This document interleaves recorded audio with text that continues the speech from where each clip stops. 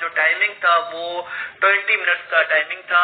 इसमें इंग्लिश के रिलेटेड और कंप्यूटर के रिलेटेड, जनरल नॉलेज, पाक स्टडीज सब मिलाकर 50 एमसीक्यूज थे जो 20 मिनट्स में सॉल्व करने थे। फर्स्ट क्वेश्चन की अगर हम बात करें तो which of the following is a volatile memory. Volatile memory के बारे में और नॉन वोलेटाइल मेमोरी के बारे में पूछा जाता है। तो रैम जो है RAM, जिसका फुल फॉर्म है रैंडम एक्सेस मेमोरी, ये एक वोलेटाइल मेमोरी है। दूसरा होता है रोम, ROM, उसका फुल फॉर्म है रीड ओनली मेमोरी। ये किस किस्म के मेमोरी है ये आप याद रखें, क्योंकि इन दोनों के बारे में क्वेश्चन पूछा जाता है। नेक्स्ट क्वेश्चन है the first constituent assembly of Pakistan was dissolved by governor general Malik Ghulam Mohammad on which date. तो 1954 में पहली जो कानून साज असेंबली थी पाकिस्तान की, उसको डिसॉल्व कर दिया था, तहलील कर दिया था उस वक्त के गवर्नर जनरल गुलाम मोहम्मद ने। कब किया था? 24 अक्टूबर 1954 को। तो 24 अक्टूबर 1954 जो है इसका करेक्ट आंसर है। इसके साथ साथ आगे बढ़ने से पहले छोटी सी रिक्वेस्ट है कि चैनल को जरूर सब्सक्राइब करें, इसमें आप ही का फायदा है, बिकॉज इस तरह की हम वीडियोस डेली बेसिस पर बनाते रहते हैं और PDF भी फ्री में प्रोवाइड करते रहते हैं। Who is the writer of the famous Turkish drama Dirilis Ertuğrul? तो ये अर्तुगरुल जो PTV पर चला था, बहुत ही बड़ा एक ड्रामा था। इसके जो राइटर हैं वो है मेहमत बोजदग। मेहमत बोजदग जो है ये एक टर्किश हैं, स्क्रीन राइटर हैं तुर्की के, बहुत ही अच्छे जो है ये कहानियां लिखते हैं। तो ये एक कहानी है एक्चुअली टर्क वॉरियर की। एक तुर्की का एक जंगजू था, बहुत ही बड़ा एक लीडर था अपने कबीले का, जिसका नाम अर्तुगरुल था। और ये भी पूछा जा सकता है कि ये किस सदी में था। तो ये 13वीं सदी का था। 13वीं सदी में जो इनके बेटे थे उस्मान, और उन्होंने ये सल्तनत उस्मानिया, जिसे ऑटोमन अंपायर कहा जाता है, उसकी बुनियाद रखी थी 13वीं सदी में। तो ये जो है इसका मेहमत बोजदग जो है इसका करेक्ट आंसर है। और अर्तुगरुल जो है इसका बेटा, याद रखिए, उस्मान था जो कि फाउंडर था ऑटोमन अंपायर का। नेक्स्ट क्वेश्चन है Indian Independence Act was enforced on. So ये 15 अगस्त 1947 को इसे इन्फोर्स किया गया था। इसके बारे में मजीद डिटेल भी आप यहाँ पढ़ सकते हैं। नेक्स्ट क्वेश्चन है the minimum number of rose and columns in MS word document is. So 1 and 1 इसका करेक्ट आंसर है। इसके साथ साथ स्प्रेड शीट के बारे में पूछा जाता है। तो स्प्रेड शीट क्या है?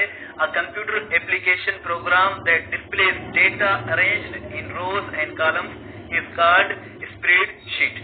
नेक्स्ट क्वेश्चन है हमारा shortcut key to save as file. Save as के लिए शॉर्टकट की जो है F12 है। F12 लगाने से सेव एज हो जाएगी फाइल।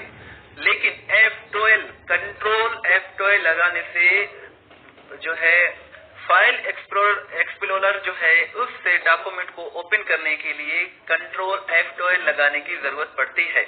इसके साथ साथ शिफ्ट F12 जो है ये भी कंट्रोल S की तरह है और ये भी डॉक्यूमेंट को सेव करता है।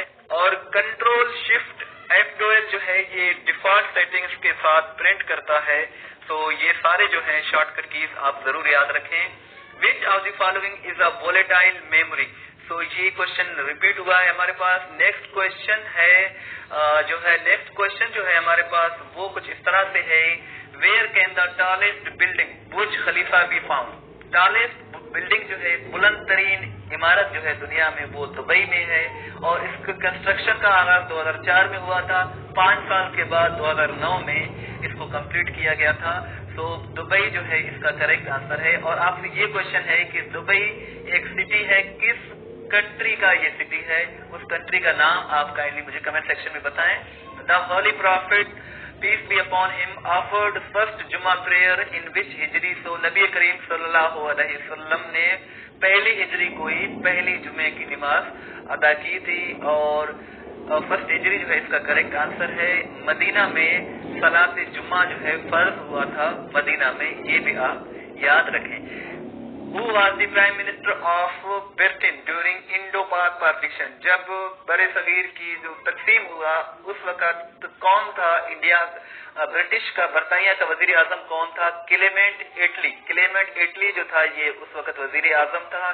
इन्होंने अपॉइंट किया था लॉर्ड माउंट बेटन को as India last viceroy, India का जो लास्ट वाइसराय था वो माउंट बेटन था, लॉर्ड माउंट बेटन, और ये 1948 तक, जून 1948 तक रहा था। इसके साथ साथ इसका जो इंतकाल हुआ था लॉर्ड माउंट बेटन का वो 1979 में हुआ था, 1979 में। जैसे कि मैं कहता रहता हूँ कि 1979 एक इम्पोर्टेंट ईयर है हिस्ट्री में, इसमें बहुत सी डेवलपमेंट्स हुई हैं। जैसे यूएसएसआर ने इन्वेड किया था अफगानिस्तान को 97 में, इसके साथ साथ जुल्फिकार भुट्टो को फांसी दी गई थी, और ईरान में इनकलाब आया था, खाना काबा में अटैक किया गया था खाना काबा पर। सो ये 79 में ये सारी डेवलपमेंट्स हुई हैं। नॉन वोलेटाइल मेमोरी इज, वो था क्वेश्चन, वोलेटाइल मेमोरी, अब है नॉन वोलेटाइल मेमोरी। सो रोम जो है ROM, रोम जो है रीड ओनली मेमोरी, ये नॉन वोलेटाइल मेमोरी है। सो ये दोनों मेमोरीज आप याद रखें। नेक्स्ट क्वेश्चन है the capital of Switzerland is, अगर हम स्विट्जरलैंड की बात करें तो स्विट्जरलैंड जो है ये जेनीवा इसका सिटी है लेकिन कैपिटल नहीं है। बर्न जो है इसका कैपिटल है, BERN। एक है बर्लिन, बर्लिन जो है कैपिटल है जर्मनी का, लेकिन बर्न जो कैपिटल है वो है स्विट्जरलैंड का। अगर हम स्विट्जरलैंड की बात करें तो ये एक यूरोप का कंट्री है, और इसी स्विट्जरलैंड के सिटी में एक सिटी है जेनीवा। इसमें बहुत से आपको हेडक्वार्टर्स मिलेंगे, जैसे वर्ल्ड हेल्थ ऑर्गेनाइजेशन WHO का हेडक्वार्टर भी जेनीवा में है। इसके साथ साथ बहुत ही बड़ा एक ऑर्गेनाइजेशन है ILO, इंटरनेशनल लेबर ऑर्गेनाइजेशन, जिसको पाकिस्तान ने 1947 में ज्वाइन किया था, और इसका हेडक्वार्टर भी आपको जेनीवा में मिलेगा। WIPO जिसका फुल फॉर्म है वर्ल्ड इंटेलेक्चुअल प्रॉपर्टी ऑर्गेनाइजेशन, इसका हेडक्वार्टर भी आपको जेनीवा में ही मिलेगा। WTO वर्ल्ड ट्रेड ऑर्गेनाइजेशन जिसको 1995 में एस्टेब्लिश किया गया था, उसका हेडक्वार्टर भी जेनीवा में ही है। इसके साथ साथ और भी बहुत से ऑर्गेनाइजेशन हैं, UNAIDS है, UNHCR है, इसके साथ साथ और भी दीगर हैं जिनके हेडक्वार्टर जो है आपको जेनीवा में मिलेंगे। सो ये एक मरकज है हेडक्वार्टर्स का जो इंटरनेशनल ऑर्गेनाइजेशंस हैं, और इनके बारे में क्वेश्चन पूछा भी जाता है कि फिलहाल इदारे का जो हेडक्वार्टर है वो किस सिटी में है। लेकिन स्विट्जरलैंड का कैपिटल आप याद रखें, ये जो है बर्न है, ना कि जेनीवा है।